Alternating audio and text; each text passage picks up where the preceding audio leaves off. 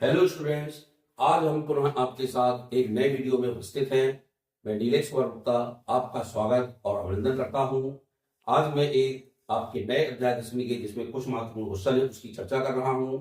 मानव नेत्र एवं रंग बिरंगा संसार, इसमें हम देखेंगे तो एक महत्वपूर्ण जो प्रश्न आता है वह आता है वर्ण विक्षेपण। क्या था स्टूडेंट्स? वर्ण विक्षेपण। वर्ण विक्षेपण से तात्पर्य क्या है ये आपको पता होना चाहिए। एक कांच का गुटका यानी कांच का प्रिज्म होता है, कांच का बना हुआ होता है, इस तरह त्रिभुज की समान उसकी आकृति होती है और यह आपके विद्यालयों में लेबोरेटरी में रहता है। और यदि आपको लेबोरेटरी में ना मिले तो निश्चित रूप से आप एक बाजार से इसको ले सकते हैं। बहुत महंगी चीज नहीं है, लेकिन जो मैं बता रहा हूं उसको जरूर देखें। जब कोई श्वेत प्रकाश की किरण, मालूम प्रकाश से यहां से श्वेत प्रकाश की किरण आई, ये क्या है आपकी श्वेत प्रकाश किरण।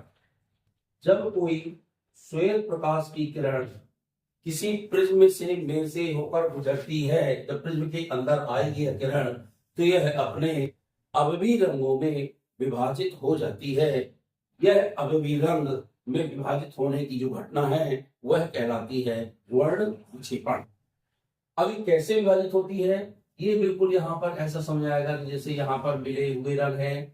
यदि आपका नेत्र बहुत अच्छे है तो निश्चित रूप से आपको द्वितीय रंग तो यहाँ दिखाई देंगे, और यदि अच्छी नेत्र नहीं है तो आपको एक दो रंग तो दिखाई देंगे, 1 2 3 4 5 6 और एक रंग और आ गया, ये आ गया 7। यहाँ लेकिन हमको जब हम सूर्य के प्रकाश के सामने इसको तिरछा करके प्रिज्म को देखते हैं कि प्रिज्म की आकृति त्रिपार्श्व होती है, जैसे इसको देखते हैं तो देखने में हमको यह समझ में आता है कि कुछ रंग इसमें हमको दिखाई दे रहे हैं।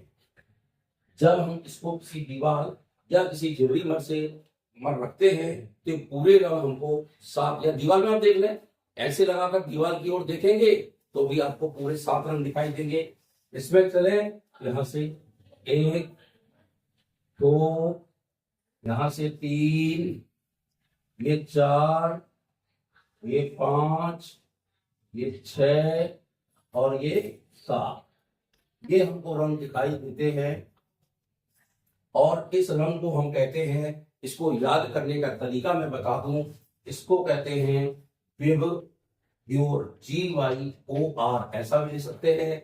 ये आपको याद ना हो तो हिंदी से याद करें, बै जा नी ह पी ना ला। इसको बहुत अच्छे से याद करें, बै जा नी हपी नाला। तो बैजनी से यहां से आर से शुरू करेंगे, यहाँ आएगा आर, यहाँ आएगा ओ, यहाँ आएगा वाई, यहाँ आएगा जी, यहाँ आएगा पी, यहाँ आएगा आई और यहाँ आएगा वी। और हिंदी से लिखते हैं तो देख लीजिए बहुत आसान, यहाँ बै जा नी ह पी ना ला। इसका अर्थ क्या हुआ? यहां से आया V means violet, violet means होता है बैंगनी।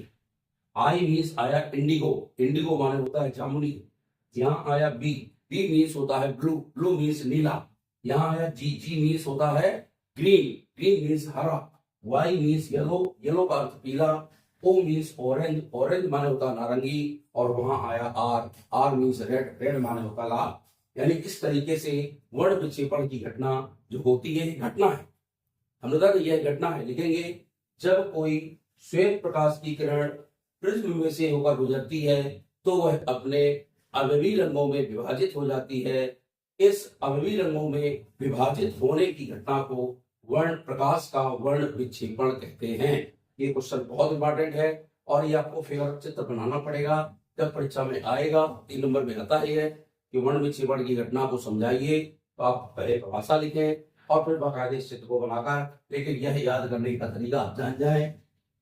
आर की जो लाल रंग की तरंग दैर्घ्य वह अधिक होती है इसलिए ऊपर की ओर होता है, बैगनी रंग की तरंग दैर्घ्य सबसे कम होती है इसलिए वह नीचे की ओर होता है। और उसको इसी तरह क्रम से लिखते हैं विम की ओर। नीचे से लिखना प्रारंभ करना, यदि आपने ऊपर से लिखा तो हो सकता है आपसे गलत हो जाए, या फिर आप पीछे के पेज में रफ में पहले की ओर लिख लें और ऊपर से यहाँ से उल्टा क्रम में लिखना प्रारंभ करते हैं। जैसे लिखेंगे तो नीचे की ओर भी तक आएगा और यह हो जाएगा विम की ओर, जिसको कहते हैं बै जा नी हपी नाला। तो ये आपका है वर्ण विक्षेपण की घटना। इस तरह से आपको यह रखना है। यह एक महत्वपूर्ण क्वेश्चन है आपके लिए। अब मैं बता दूं आपको, इसमें बच्चे बहुत गलतियां करते हैं। एक आता है परीक्षा में निकट दृष्टि दोष,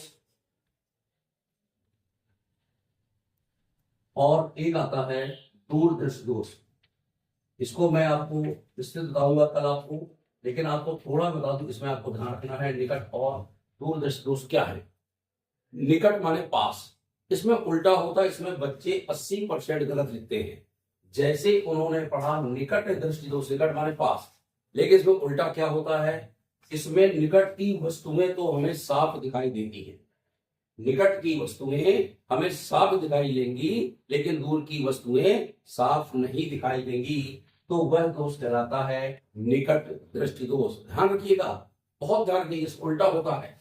और जब दूर बात आएगी तो दूर की वस्तु तो साफ दिखाई देगी, दोष मत देखना, दूर की वस्तु तो हमें साफ दिखाई देती है, लेकिन पास की वस्तु साफ नहीं दिखाई देती। इस प्रकार के दोष को कहते हैं दूर दृष्टि दोष। ये ध्यान रखिएगा, एक होता है निकट दृष्टि दोष और एक होता है दूर दृष्टि दोष। एक होता है जरा दृष्टि दोष, ये बुढ़ापे में होता है, इसमें ना तो दूर की वस्तुएं और ना पास की वस्तुएं हमें साफ दिखाई देती हैं, तो वो कहलाता है जरा दृष्टि दोष। लेकिन निकट दृष्टि दोष में आपने बताया इस प्रकार का दोष, इसमें व्यक्ति को पास की वस्तुएं तो साफ दिखाई देती है, लेकिन दूर की वस्तुएं साफ दिखाई नहीं देती। इस प्रकार के दोष को कहते हैं निकट दृष्टि दोष। इस प्रकार के दोष को दूर करने के लिए बच्चे इसमें लेंस भी भूल जाते हैं। लेंस याद करने का तरीका बता दूं आपको, देखिए निकट ये 3 अक्षर का है, दूर ये 2 अक्षर का है। ये याद करने का तरीका, जब निकट होगा तो इसमें 4 अक्षर का लेंस लगेगा, और ये 2 अक्षर में 3 अक्षर का लेंस लगेगा। 3 अक्षर का लेंस होता है उत्तल, और 3 में से 4 अक्षर का लेंस होता है अवतल। अवतल लेंस से हम क्या कर सकते हैं, निकट दृष्टि दोष दूर करेंगे, और दूर दृष्टि दोष से उत्तल लेंस से हम दूर दृष्टि दोष दूर करेंगे। इस प्रकार से 2 प्रकार के दोषों को हम दूर करने का तरीका है, ये याद करने का बहुत अच्छा तरीका है, इसमें बच्चे भूल जाते हैं। 3 अक्षर में 4 अक्षर का लेंस लगेगा, 2 अक्षर में 3 अक्षर, यानी 1 अक्षर बढ़ाना है और वह लेंस हो गया। यदि इस तरीके से आप याद करेंगे तो आपको भूलने का चांस कहीं पर नहीं है। इन दोषों के बारे में मैं आगे आपको कल इसके पूरे फिगर बताऊंगा, किस प्रकार से दोष होते हैं और किस प्रकार से लेंस को लगा करके हम दोषों को दूर करते हैं। बहुत बहुत धन्यवाद।